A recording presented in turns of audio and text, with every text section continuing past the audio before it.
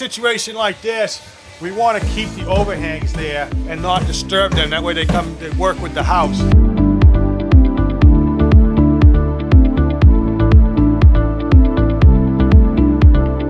In the beginning, it was just a garage, had some cabinets back there, and a few steps that went up into that door over there, into the house.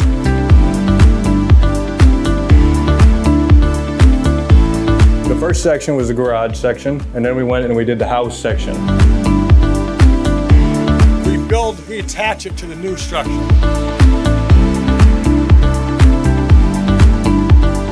We cut our beam about 1/4 inch low, lower than the joist.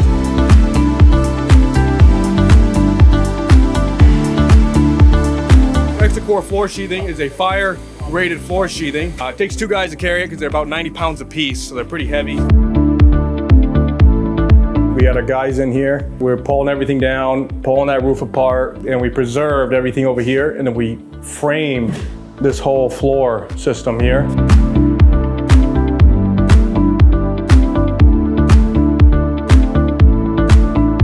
This beam, I'm working with the architect right now to put this beam that is there to carry the roof load up onto the second floor.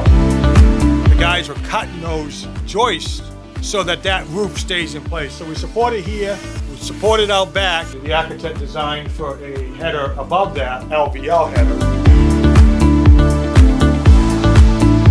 A good foundation is always a good place to start, so making sure that, one, our floor structure is square, because these are manufactured sheets and they come square. Yesterday we finished sheathing, we stood up 2 walls, and now we're finishing the final wall.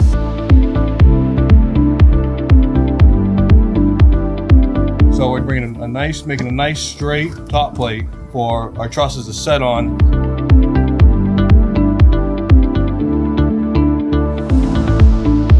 Kind of what we're doing here, actually pre-assembling our gable walls. I'm able to take our delivery of trusses here, we have 2 gable walls, and I'll set that on a pair of sawhorses to be able to sheath it. This is a framing stage. Typically, this is actually kind of the fastest part of the project. No wind, that's always optimal for trusses.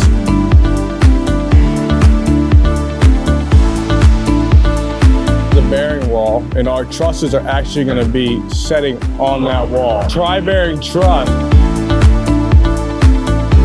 This here is a spreader. This is what keeps our trusses on track.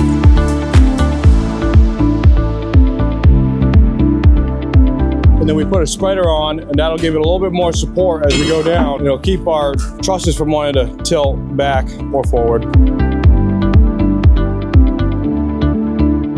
Sheathed walls in the upstairs, and then tore down the other side over the living room and kitchen, and then frame that all up with walls.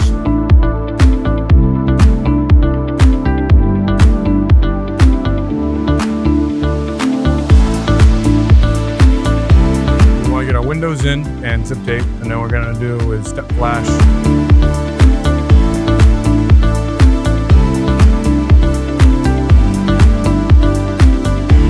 Up our pre-existing roof to the wall, all the way around where it needs to be done. That way no water gets into the house or anything like that. We've been using tarps, which have been great.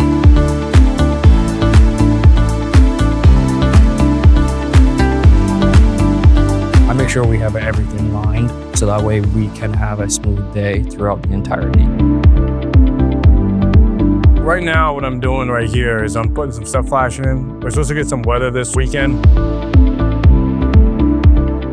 I'm just doing a quick step flash job up, keep water from getting in, and then I put a few shingles here and up the wall, and I'll tape it, and that'll be all watertight there, because really, we don't want water to get in the building.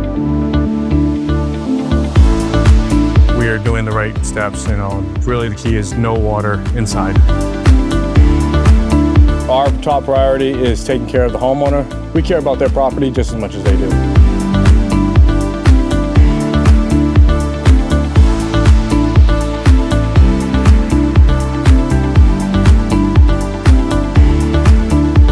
Now I'm trying to make some support so we can staple up all the wires and keep it organized.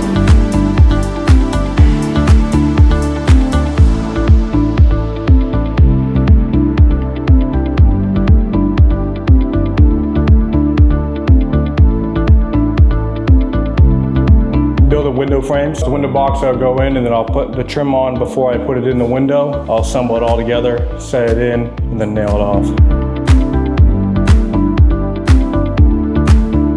This is a 3-conductor 12-gauge wire. They have all color coded, so when the inspector.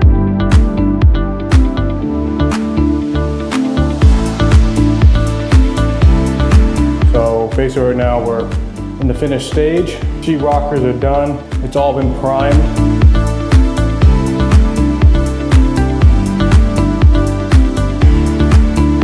So I have one already assembled. This one's gonna go in this window. So I'll just square it off in the window where I want it and nail it.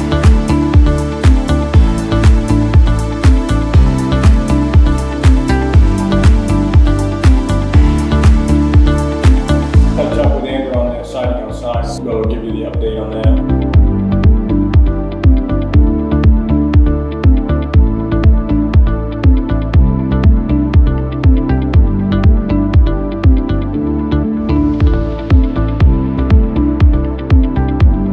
So this is for looks. We have a black guide for drip edge and whatnot, and then we have our step flash in here.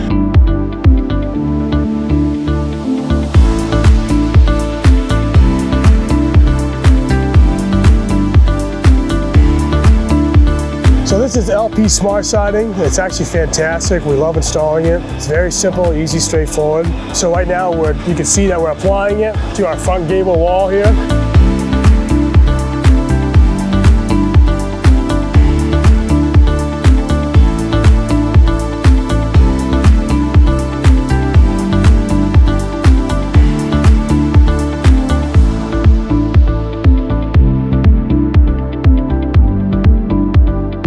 Make sure that we're installing this product correctly so that those customers can take advantage of that full warranty. And that warranty is great. 5 years on the installation, 15 on the paint, and 50 years overall. It's a great product.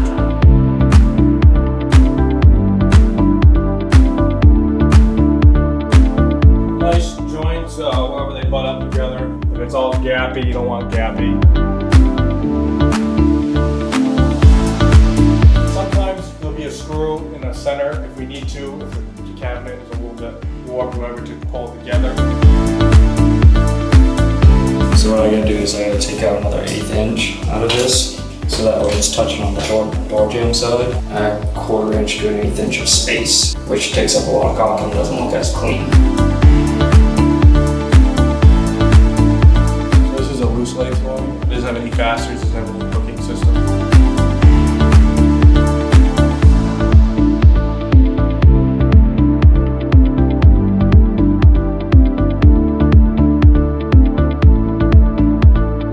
What we're doing here right now is this is actually the final week of, tidying everything up, getting everything all done, all the little odds and ends. Finishing up some base, putting in a door. We gotta do cabinet knobs.